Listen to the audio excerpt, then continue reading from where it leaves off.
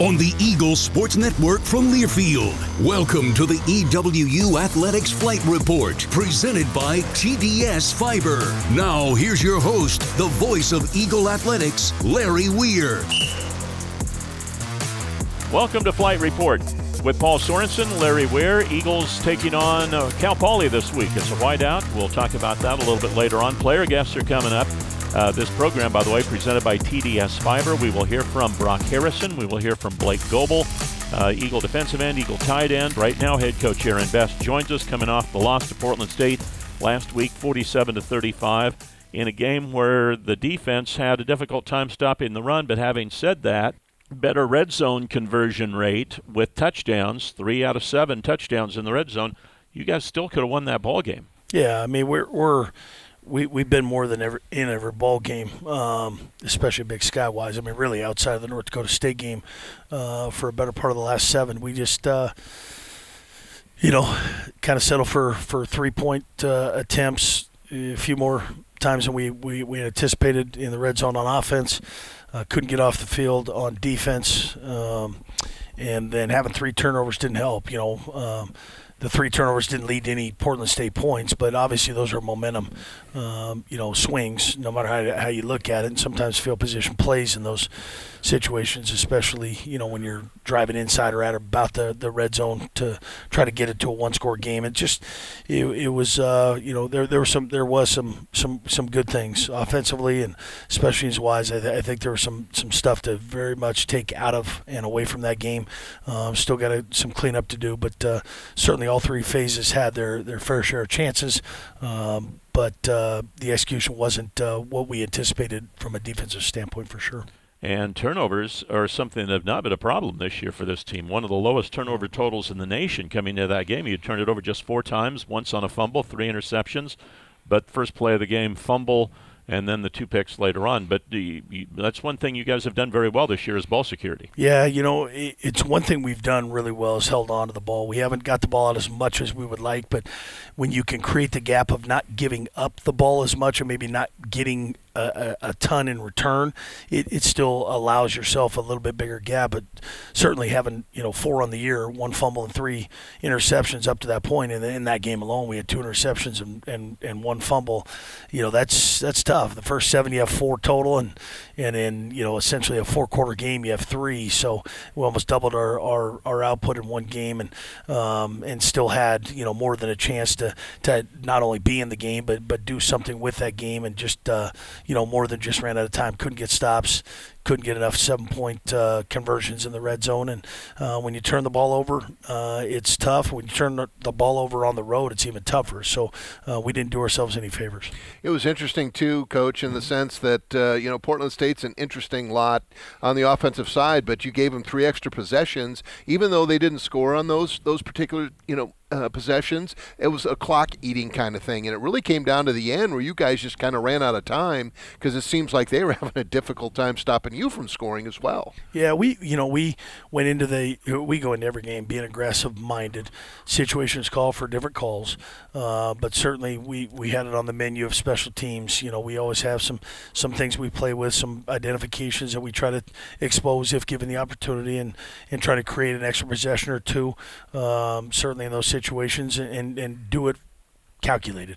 And we did that with 1 recovery with an offsetting offsides calls against both teams, and then later on we had the onside in the middle that we recovered. So we created a few opportunities that we gave away on offense to be able to get back to kind of status quo as a push, but just it was uncomplimentary football at the end of the day. And but it was good to see that the offense pushed the ball down the field, made some plays. Would have liked to make a few more plays in situations, but those things are going to happen. And I think the offense is in a groove. The special teams has come along and grown each game. Took tremendous growth from last year.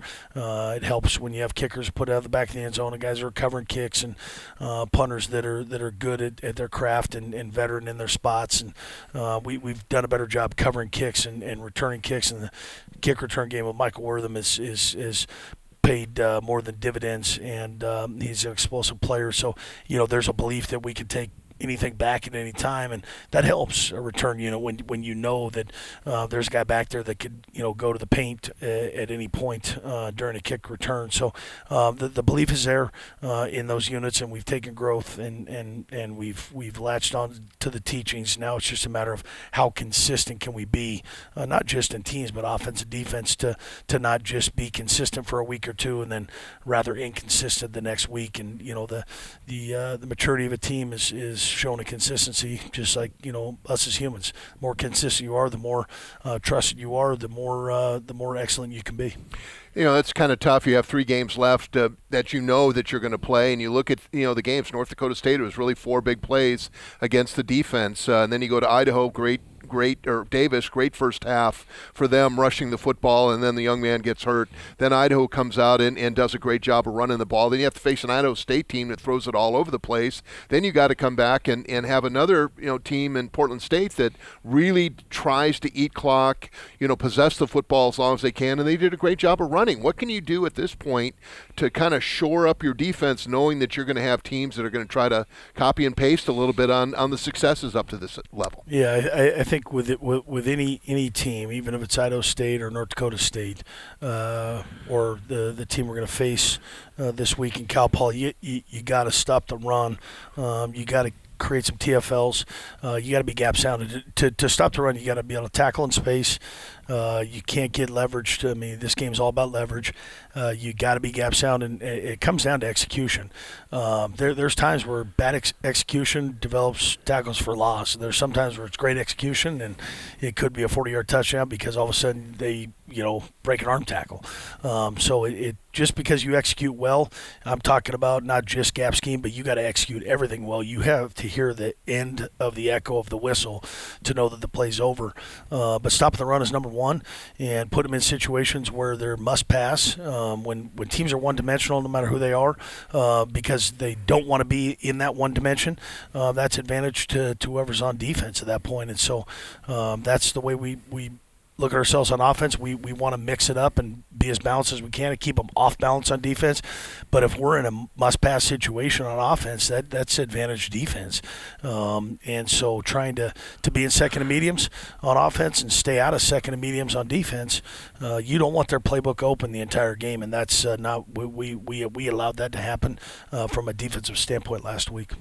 Losing stinks. You guys, coaches, players, equipment managers, film guys, athletic trainers, everybody involved with the program put in a lot of work to not get a result on Saturday, but it would be a lot more difficult if you were seeing on film guys not playing hard, etc. That hasn't been a problem at Eastern. You guys have had 100% effort in every game.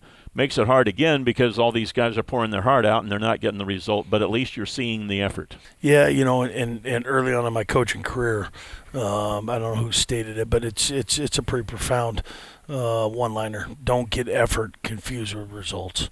And that is something that some people still hang on to, that I gave great effort, so I'm expecting results. I mean, Cooper Kupp said it best. Sometimes hard work is just hard work. Sometimes effort is just effort. There's got to be there's more variables to it than giving great effort. That only gives you a better chance, but it doesn't mean it's going to give you the result you anticipated. And even though it's sports a result-driven business, if you're only fixed on the results and the outcome, I think you're going to lose sight of the journey and the process to get there. And delayed gratification isn't ideal, but sometimes it's the best type of gratification because you worked longer at it to obtain it.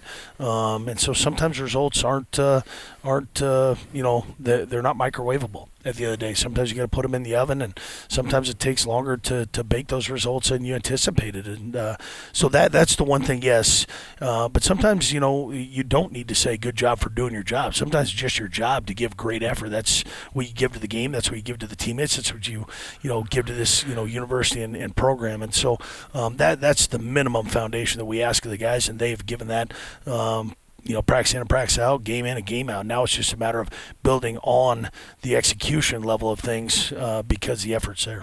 All right, Cal Poly this week. This is a head coach you're very familiar with. He was your position coach He was your head coach. He was the coach that you worked under. And then Eric Meyer was the quarterback that on a team that you coached for. He's with this Cal Poly team as well. You guys know each other very well. Is it a easier game to coach, tougher game to coach? Is it just another opponent? I know we talk, Coach Baldwin's been in that chair the last couple of years with Cal Poly and some other individuals. I'm very grateful, very humbled at the opportunity Coach Wolf gave me to get into this profession.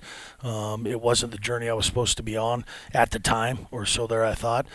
This wasn't the dream of mine to coach college football. It was to be a high school teacher and be a high school coach. And he gave me the opportunity, basically told me that I was going to be the offensive line coach when Coach Eric Reed left to go to Portland State to be the O-line coach. And so there was never a conversation about heading into this profession while I was being a graduate assistant and a student assistant. So I didn't have anything better to do but to hang out with my former mentor, from a position standpoint now as a, coaching mentor. So I am very grateful for him to give me the opportunity to start out this journey of coaching college football. It's something I'll never forget and always be grateful for. But that aside, I don't look at this game any different than any other game. It's a matter of execution, scoring more, taking advantage of opportunities, and staying in the moment and doing what's best for the student athletes and our kids out there, and not making irrational decisions just because it's someone across the way that gave me an opportunity to be mentored by as a player and as a coach. So no different. It's fun to see those guys. Always good to catch up with those guys because it's once a year, sometimes in the Big Sky, and so seeing those guys, it's always fun. And the crappy part about it is someone's going to walk away not excited after the game, and so that's the hardest part of it all. No matter who you're facing, whether it's Coach Barnum or Coach Wolf, it's when you have good people and someone's got to walk away on the right side of the scoreboard, and someone's going to walk away on the left side of the scoreboard. It makes it harder when you actually have more than just when it's more than just an acquaintance. It's a friendship or it's a mentorship before you get to that point. Coach Wolf is taking kind of the transition away from Coach Baldwin, in terms of going from the triple offense to the kind of the spread. And you've got a Damon there who was a 5-star high school recruit that went to Washington, didn't work out. Or Heward, I'm sorry. Well, that was his dad name. I was thinking of him. But they're going to throw the football, but they're going to still try to run it as well. What are you expecting from this offense, and what kinds of problems can they present on Saturday? Well, I think the first thing I'll talk about is they're much improved in a lot of areas. Their wide receivers are more than capable. They want the ball. They know they're going to get the ball thrown to them. They're big, they're long, they're athletic. They spread the field out width-wise and lengthwise. They got a guy that can make every throw in their system now. He's only got better week in and week out, and their running backs all run hard. They're very much improved up front, and you knew that was only going to be a matter of time going from the triple to gap scheme and zone blocking with Coach Wolf at offensive line coach and now head coach. And defensively, they've got some parts and they make things difficult. They play fairly well complementary football. They're coming along in a lot of different areas. They've got some transfers. They've made some plays, and they're not hesitant at what they do. And the one mental relief for us, we know the quarterback's not going to be a factor in the run game. So that's not been the case for most of the year. Even Idaho State, for that matter, he will get out and he will, get going. And they don't have a two-quarterback system. He's not going to be functioning as much in the read game. He may pull and cross the line of scrimmage, but that's not his game. They know that's not his game, so they protect him. They'll boot him. They'll move him around the pocket. But he is a good player, no matter what level he's at, no matter what school he's at. He was one of the top, if not the top, quarterbacks in the land in his recruiting class, and he was that way for a reason. So I've being a Curtis Viking, seeing a lot of Hewards, and they're all pretty damn good. And so they've done a lot of great things. They've earned every opportunity. And so, again, he's only getting better with the reps, with the group he's got. It's interesting. It seems like we always were going down to Cal Poly to play them down there, and I think it was the COVID year where they came up and played, and then they shut the season down after they finished playing Eastern because Eastern took that team apart, which was seems like a long time ago. But this is a defense that's working on improving as well. But I think it's an opportunity for Eastern to work on what they're doing, which is a pretty darn good offensive effort. They're going to face a defense that's going to have some challenges stopping Eastern Washington. Well, and we're getting better on offense, but it's a week by week basis. I mean, every week's a new week. It does. You're expecting to replicate the same things the last week, try to get better at a few things, and like we always say every week, we're going to try to take advantage of what they give us, and sometimes that's in-game adjustments. We're going to try to be as balanced as possible. We're going to use many personnels, many formations, a lot of motions, as always, but we're going to curtail our game plans on both sides of the ball as to what our personnel is best at, and then how do we attack their personnel with the personnels and the formations and the guys that we have and we're playing against. And so we've this regardless of whether it's home or away. I mean, last year we went down there 17-10. Felt like a 1999 SEC game where it was just back and forth, and I don't know how many times. I mean, it might be double-digit punts on both sides of the ball. It just seemed like no one wanted to score or could score. Multiple turnovers, multiple punts, and we ended up being coming out on top. But that was an absolute slugfest down there. 27 points total. I don't know when the last Big Sky Conference game had 27 points total in it, but we were part of that last year. It felt like that 3 hours was about 3 days long at the end of the day. And so, some games work out differently than others, but we're trying to get back on the winning side of things, and it's got to be a total team effort. How much do you have to change things when you get into the month of November and you're into the last 3 weeks of the season? Do you have to shorten up practices? Do you change anything in your scouts? Do you do anything differently? Well, a lot of it's based on bodies, and fortunately for us, we've got a pretty good amount of bodies available for what we call our Eagle teams or our scout teams. There's some different tweaks. We don't have the same practice every day, and that goes in spring, that goes in August. I think we're creatures of habit in sports. I think that's important, but if every day is the same day and every drill is at the same time every day during practice, I think it can get a little bit monotonous. So changing drills up, we may move drills around. We may limit some of the reps. We may do some different things. It's kind of based on what I think we need going into it, whether it's full padded practice, half padded practice, helmet practice. You kind of try to get the pulse of your team.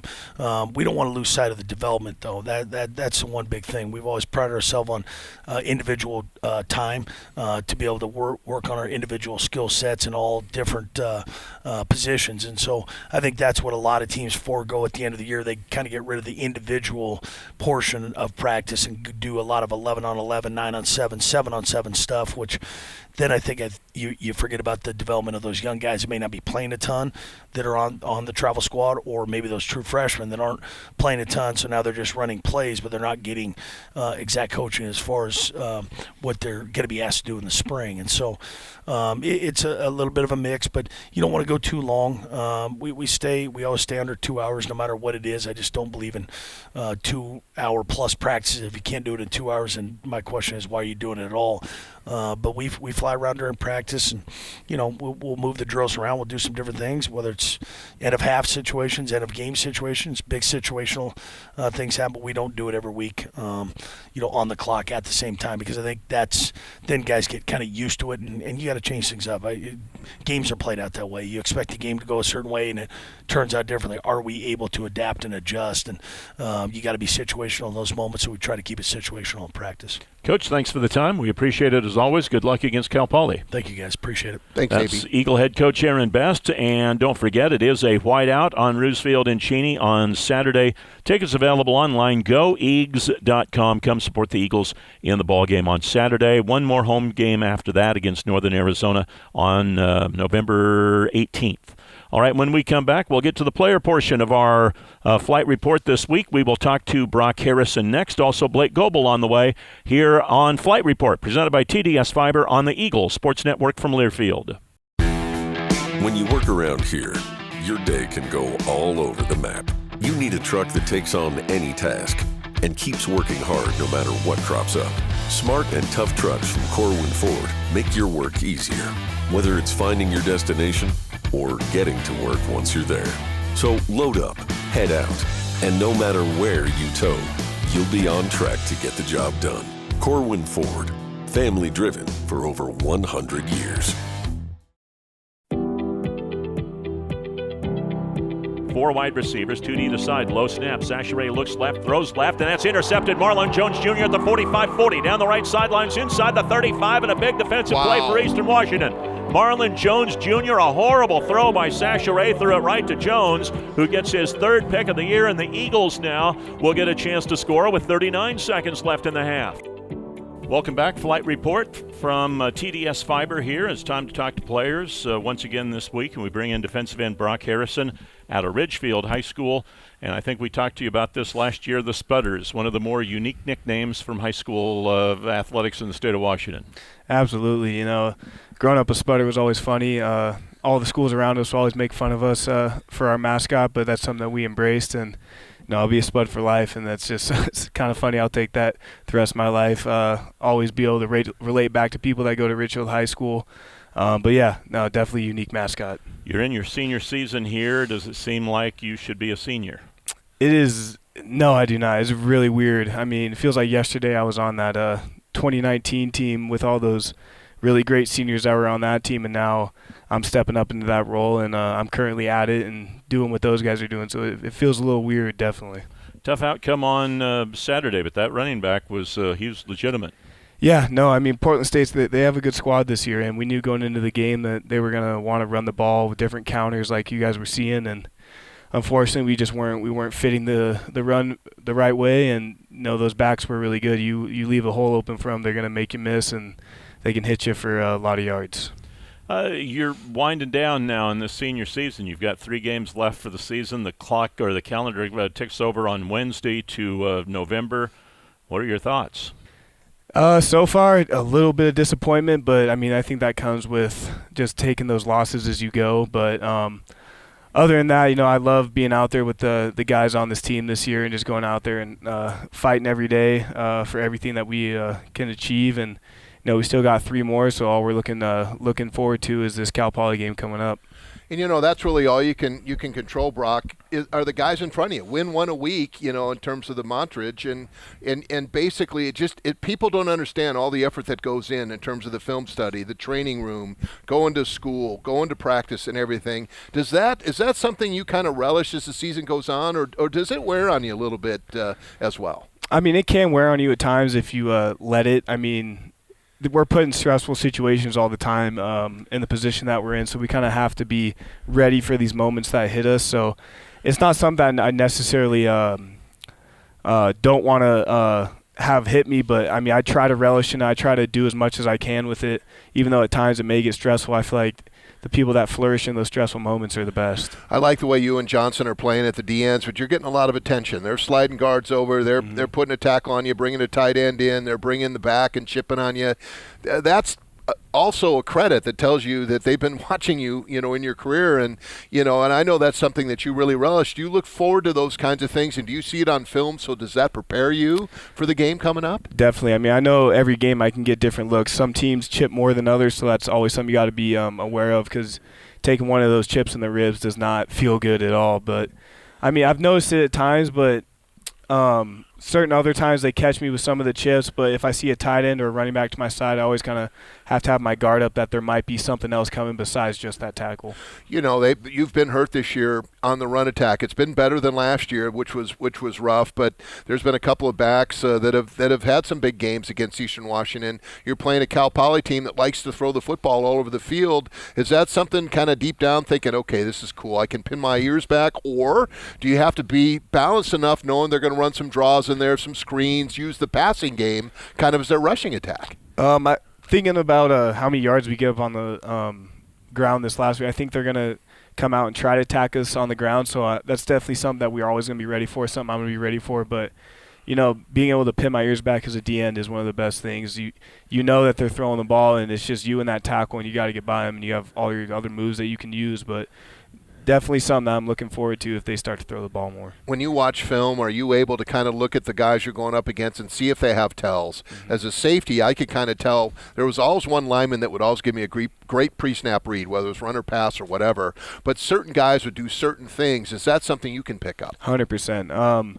I always look at the guards for pullers. Some guards like to lean back in their stance more, light on their hands. Tackles, they'll switch up their stance. Maybe they'll go 2 points. Some tackles are 3 point mainly, and then you see them go up to 2 point, or they're just leaning heavy. Or certain formations will tell you kind of the percentage of run pass that you're thinking for that play. So yeah, I'm always trying to take in everything that's presented to me. You've really grown, in your time here at Eastern Washington. What are some of the techniques that you like? Are you a hand fighter? Do you like to swim? Not that we're going to send this, down to Cal Poly or anything, but I mean, are there certain techniques that you're pretty good at?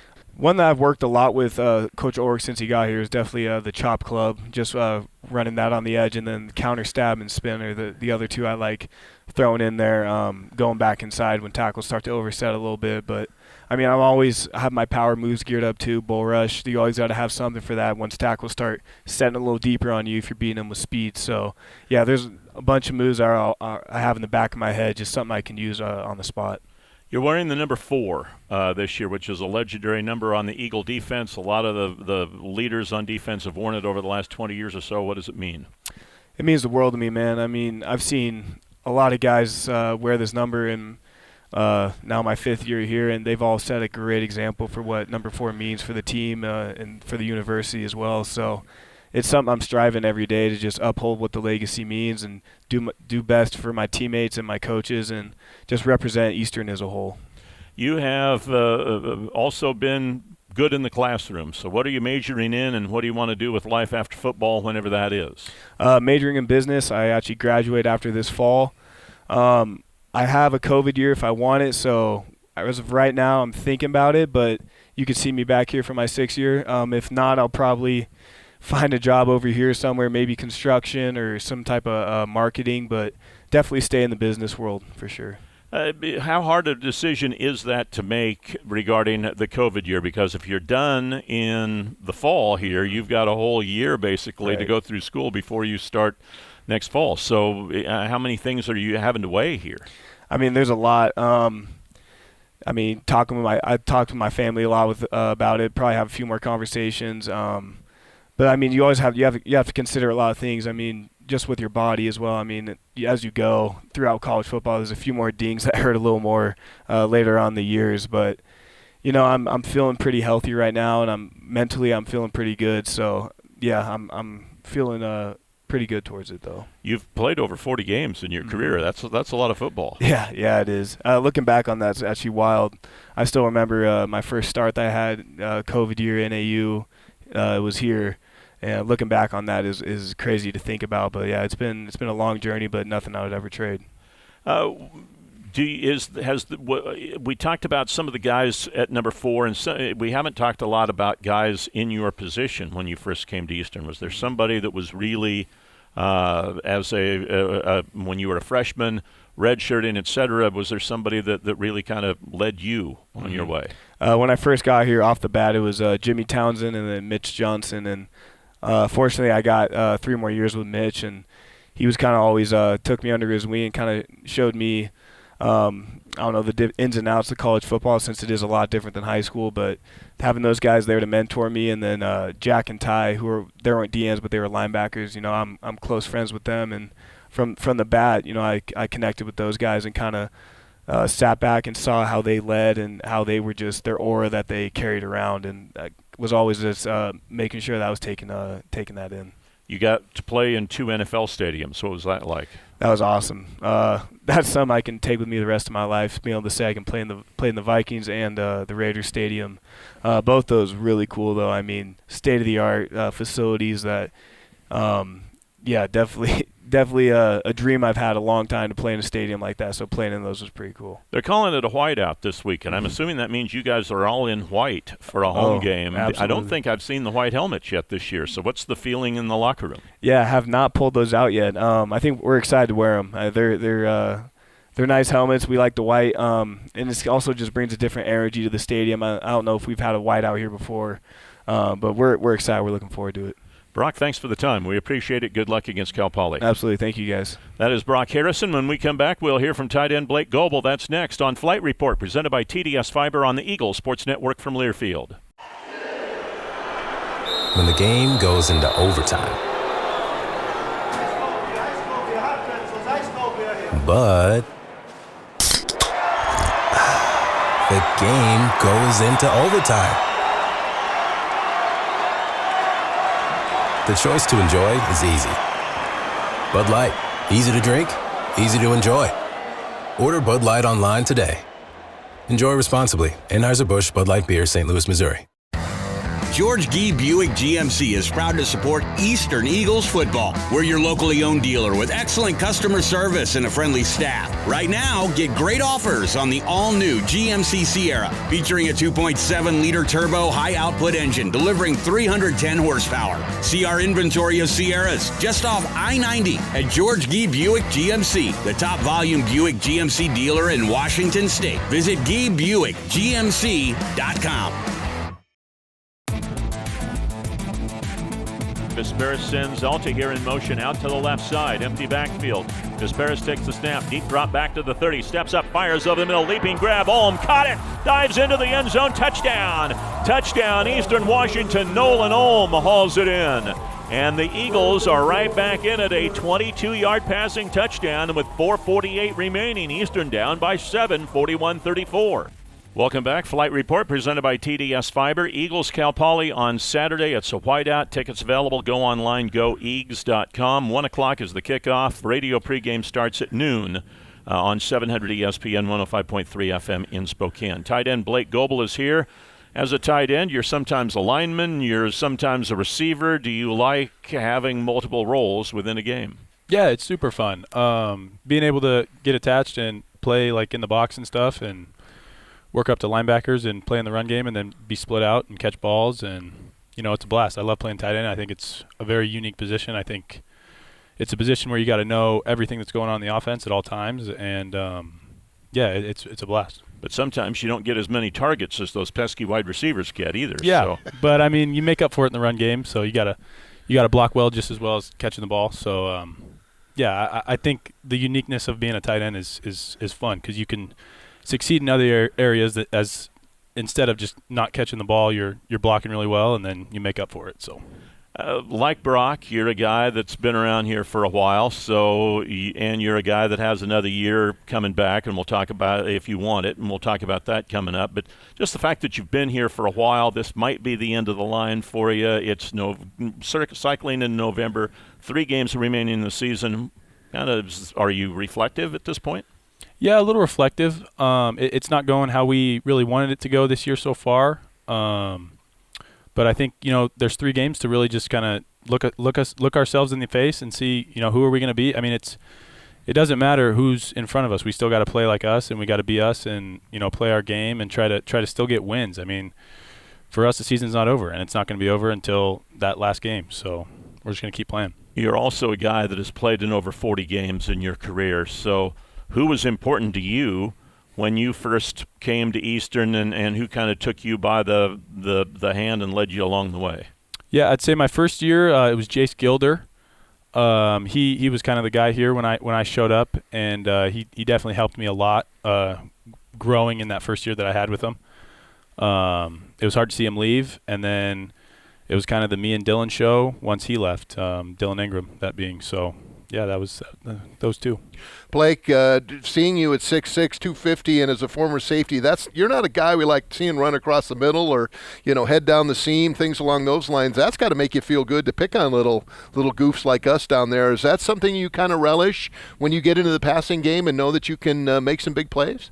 Yeah. I know what my body is, and I know that hitting me is not going to be fun for other people, and so I kind of, whenever I touch that ball, I try to just get upfield as fast as possible because I know it's going to be tough to tackle me, and that's just what I try to work on right when I get that ball. So. I like what you guys are doing in the bunch set where they put you in the middle, and you've created some serious havoc out there with either chipping on the linebackers, taking out corners or safeties, and really kind of being the lead dog out there on that passing game. That's another thing. You're really a hybrid. You're an offensive lineman with receiver hands and things like that. That's got to make you feel good. Yeah, it's super fun. I mean, just being out there and playing football. I mean, it's what I did in high school and starting to get a little taste of it now. I mean, it's just going out there and having fun and playing and just kind of trying to play as free as possible and not think too much, and that's kind of how I approach it. Pro scouts are starting to sniff around a little bit. It's at that time where decisions are going to need to be made, and you look at the NFL game and you look at the size of those guys and what they're able to do. You fit right into that. Is that something that's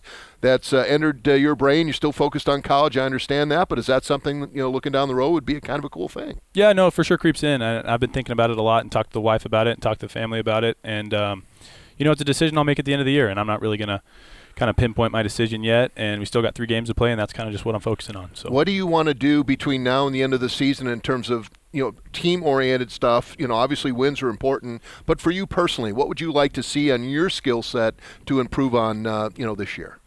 Yeah, just keep doing what I'm doing. I'm improving and blocking a little bit this year, and just kind of keep that trend. And I'd love to catch some more balls, maybe catch a touchdown. That'd be nice. So, yeah, just keep going.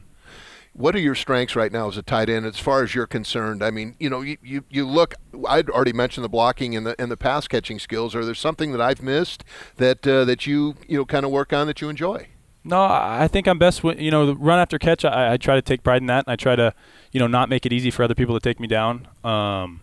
Sometimes it happens and you get tackled, but yeah, that's what I try to work on, is just trying to be as physical and as possible with the ball in my hand. A lot of the guys that we've had coming in here to record these shows have told us about the off-season training and how hard it was. Was there anything in particular that you wanted to focus on in training to get ready for this year? Yeah, I definitely wanted to focus on my speed. We were working a lot of that in the off-season with Nolan Ulm. He kind of took that over and helped a lot of the guys get faster and quicker, and I think it did help. A little banged up in the beginning of the season, and it kind of affects you a little bit, but I still think that I've improved a ton with speed and kind of just quick first step. So, like Brock, you got to play 2 games in an NFL stadium. You caught a touchdown in one of those stadiums at UNLV in the Raiders Stadium. What did it mean for you to play in those NFL stadia? Yeah, that was really cool. I was really young, so it was just I was wide-eyed walking into that stadium, but it was really cool to finish that and to catch that last touchdown in that Raiders Stadium, and yeah, I'll remember that forever. And it was cool this year playing in the Vikings Stadium. My mom's a big Minnesota Vikings fan, and actually my dad's a big Raiders fan, so it kind of goes hand in hand there. But yeah, it was really cool to go over there. My mom and all her family were there, so it was really cool. We talked about this in previous years with you, but you were a tremendous athlete in high school. You're Banks, Oregon high school. I think you won state championships in football, basketball, and baseball. Was it a hard decision for you as to what sport to focus on coming out of high school? A little bit. I've always kind of been a basketball player growing up. I loved basketball. That's what I always thought I'd do in college, was play basketball. But my senior year, after football was over, it was kind of brought to my attention that I could take football a lot more serious and take it way further than I could ever take basketball. So I ran with that, and this is where it's got me. So pretty happy with the decision I made. What position did you play in baseball? Baseball, I pitched and I played first. Mainly played first. I pitched a little bit. Were you, good hitter, the traditional first baseman, power hitter type thing? Yeah, I was hitting 4 and 5 throughout my senior season. I hit only two out, but I was hitting over 300. So. All right, so we talked about that decision. You're a guy that has a COVID year available. Have you made that decision? Are you still working through that decision? What's happening there? Yeah, I haven't made any decisions yet. Like I said, it's 3 more games left, and then I'll kind of start looking into that more. We're just trying to focus at one game, the games that we have left right now. So.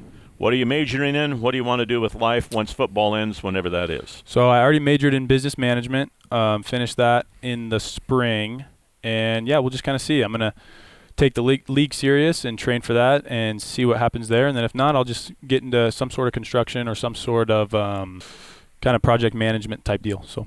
Blake, thanks for the time. We appreciate it as always. Good luck against Cal Poly. Thank you. Appreciate you guys. Thanks, That's Blake Gobel, Eagle tight end. We'll be back, wrap things up here on Flight Report, presented by TDS Fiber on the Eagle Sports Network from Learfield.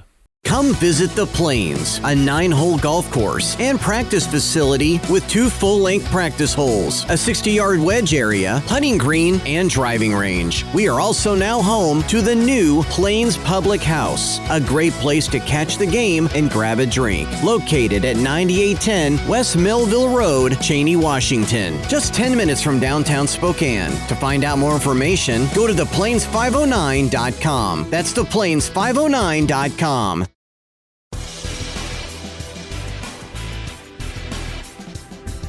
Balti here's to his left. 4 wide receivers, 3 to the right. Wortham will run to the left side, trying to get to the corner. He does. He's into the end zone. Touchdown. Touchdown, Eastern Washington, Michael Wortham. Just a great quarterback run, well blocked to the left side for the Eagles. The 5th rushing touchdown for Mike Wortham on the year. Welcome back to Flight Report from TDS Fiber. A couple of sad notes today, one more sad than another. We'll start with the more sad, I guess. Tom Missel, who was a former assistant coach at Eastern, he was a defensive coach under Paul Wolf from 2000 to 2002. Tom passed away recently at his home in Roslyn, Washington, so our condolences to his family and friends.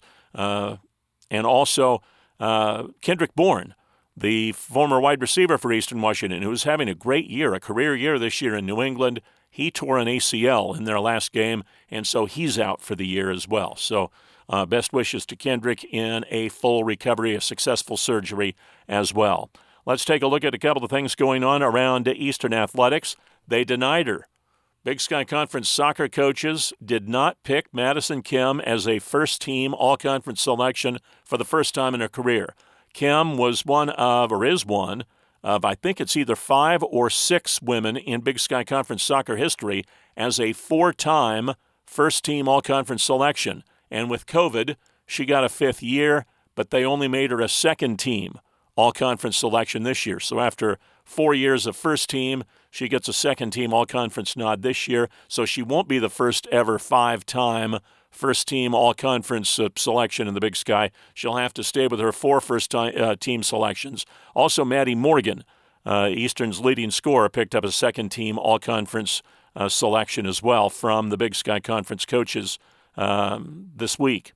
Also, we want to tell you about some of the other things going on with Eagle Athletics, as the volleyball team will be in action twice this week. They will play at Sacramento State on Thursday, at Portland State on Saturday. Right now, the Eagles are 8th in the Big Sky Conference standings. Top 8 go to the postseason. Right now, Sacramento State is the number 1 team, so the game on Thursday could be a first-round preview of the Big Sky Conference tournament.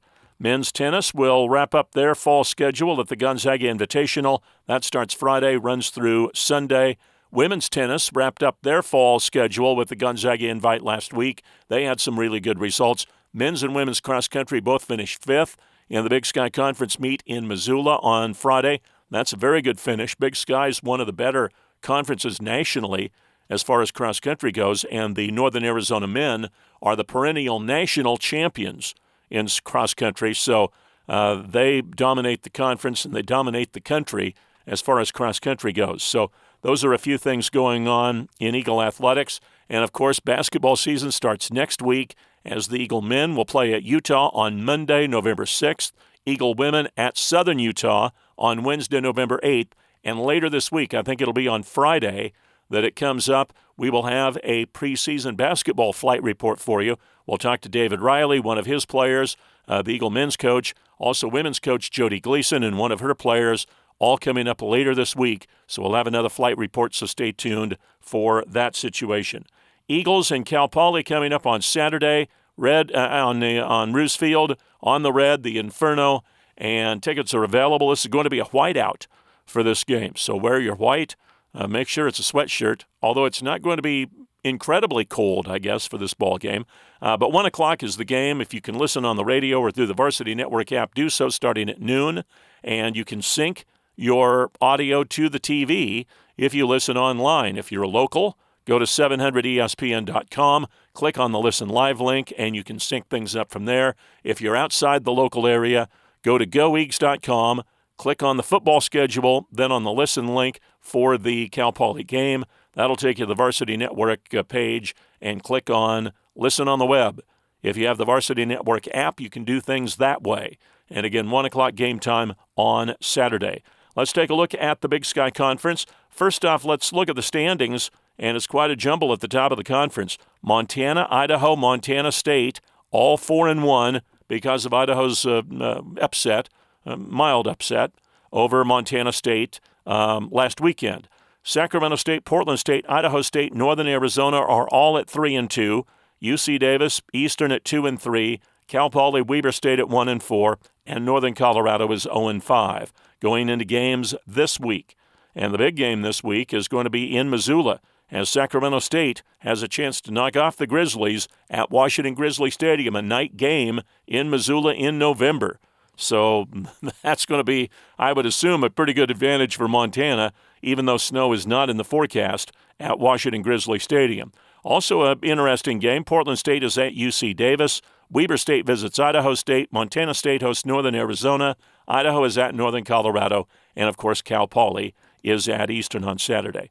Big Sky Conference in the top 25. Both polls are a little wonky this week, but the Stats Perform Media poll is a little less wonky, so we'll give you that. I say wonky because they have Idaho ahead of Montana, even though Montana won at Idaho and has a better record overall than Idaho. But Montana does have one non-Division I win. They defeated a Division II team, but they still would be 6-1, while Idaho would be 6-2. So I don't really get the media there. South Dakota State number 1, Furman 2, Idaho 3, Montana 4, Montana State 6, and Sacramento State 7. The only other Big Sky team to receive any votes was UC Davis. In the coaches poll, that was a little more convoluted, I thought. South Dakota State still number 1, Furman number 2, Montana 3, so yes. Then Idaho 5, and Sacramento State 7, Montana State 8.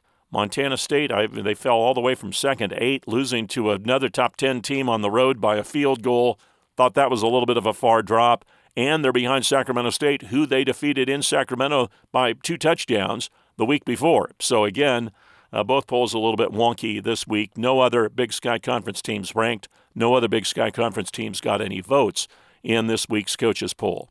So that's going to wrap it up for us this week. We thank you for listening. A reminder again about the basketball show coming up on Friday. Stay tuned for that. You can subscribe to this podcast if you're a podcast listener at whatever service you use to listen to podcasts, whether it's Apple Podcasts, Spotify, you name it. Subscribe. It'll be downloaded straight into your device as it is uploaded on Tuesday mornings.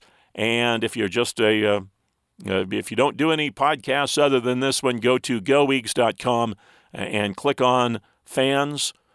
You won't click on fans. You'll hover over fans, then click on Flight Report, and then you can play this week's report from there. Again, a basketball report coming out at the end of the week. We hope you join us for football in person on Saturday as the Eagles take on Cal Poly. And if you can't be there, our broadcast starts at noon and kickoff at 1. Our thanks to our guests, head coach Aaron Best, and players Brock Harrison and Blake Gobel. For Paul Sorensen, I'm Larry Weir. You've been listening to Flight Report presented by TDS Fiber here on the Eagle Sports Network from Learfield. You've been listening to the EWU Athletics Flight Report presented by TDS Fiber. The preceding has been a Learfield presentation of the Eagles Sports Network.